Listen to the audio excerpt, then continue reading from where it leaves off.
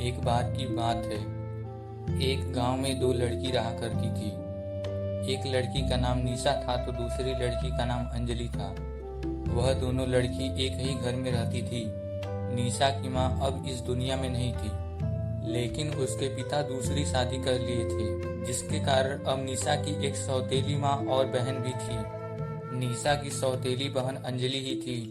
निशा अंजलि को अपने सगी बहन की जैसी ही मानती थी, लेकिन अंजलि ऐसा नहीं थी। वह निशा को सौतेली बहन के साथ ही अपनी दुश्मन भी मानती थी। वही अंजलि की माँ का भावना भी कुछ इसी प्रकार था। निशा सुबह उठने के बाद घर का सारा काम किया करती थी। उसके बाद बिना कुछ खाए वह दिन भर गाय और भैंस चराने गांव से बाहर जंगल की ओर जाया करती थी। पूरा दिन वह गाय भैंस को चराती और शाम को फिर से घर का काम करती थी। लेकिन इतना सारा काम करने के बाद वह जब भी खाना खाने बैठा करती थी, तब उसकी सौतेली माँ बहन उसे खाना सही से नहीं खाने देती। निशा को उसकी सौतेली माँ और बहन काफी परेशान किया करती थी। इसके साथ ही वह उसे काफी मारा करती थी। एक बार जब निशा का तबीयत बहुत खराब हो गया, फिर भी उसे घर का सारा काम करना पड़ता था और गाय भैंस को चराना पड़ता है। जब उसकी तबीयत खराब थी और वह गाय भैंस चराने गई, तभी उसे एक काफी कमजोर बूढ़ी औरत नजर आई। वह औरत इस लड़की के पास आई। औरत ने धीमी आवाज में कहा, हे लड़की, मेरा गला सूखता जा रहा है, क्या तुम्हारे पास पानी है? निशा के पास पानी तो नहीं था, लेकिन निशा ने अपनी भैंस का दूध निकालकर उस बूढ़ी औरत को पीने को दिया। बूढ़ी औरत निशा के इस व्यवहार से खुश हुई। वह औरत वहां से चली गई।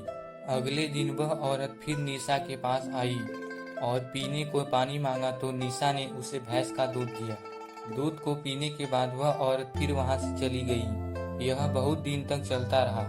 एक दिन निशा की सौतेली माँ ने भैंस के दूध पर ध्यान दिया। तब उसे पता चला कि भैंस पहले से कम दूध दे रही है।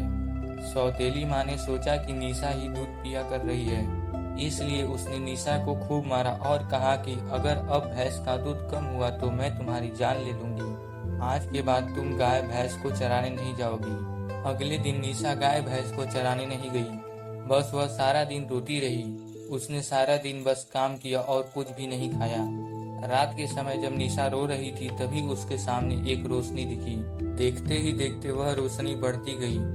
उस रोशनी में से एक परी बाहर आई।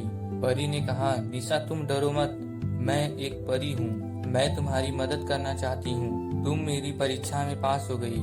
निशा ने कहा, कैसी परीक्षा? इस पर उस परी ने कहा, मैं वही बूढ़ी औरत हूँ जिसे तुम हर रोज दूध पिलाया करती थी। आज मैं तुम्हें वरदान देती हूँ कि अब जब भी तुम हंसोगी और रोओगी तो तुम्हारे आंख और मुंह से सोने चांदी गिरा करेंगे। यह कहने के बाद वह परी वहां से गायब हो गई। लेकिन यह सब सौतेली माँ ने देख लिया था। सौतेली माँ कमरे में आई और निशा को मारा। जब निशा रोने लगी तो उसके मुंह और आंख से सोने चांदी गिरने लगी। जब निशा रोने लगी तो उसके मुंह और आंख से सोना चांदी गिरने लगा। यह देखकर सौतेली माँ चौंक गई। अगले दिन सुबह वह अपनी बेटी को गाय भैंस को चराने के लिए भेजी। जब अंजलि गाय और भैंस को गांव से बाहर चरा रही थी, तभी उसे बूढ़ी औरत नजर आई।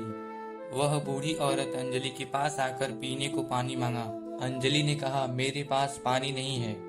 इस पर बूढ़ी औरत ने कहा, अच्छा बेटी, मुझे गाय या भैंस का दूध दे दो, नहीं तो मैं मर जाऊंगी। यह सुनते ही अंजलि को बहुत गुस्सा आ गया।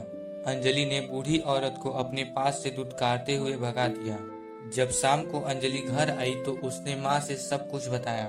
बूढ़ी औरत के साथ अंजलि का व्यवहार सुनने के बाद माँ गुस्सा हो गई। गुस्सा के कारण माँ ने अंजलि को एक तमाचा मारा। जब अंजलि रोने लगी तो उसके आंख और मुंह से सांप, मेढक और बिच्छू निकलने लगे।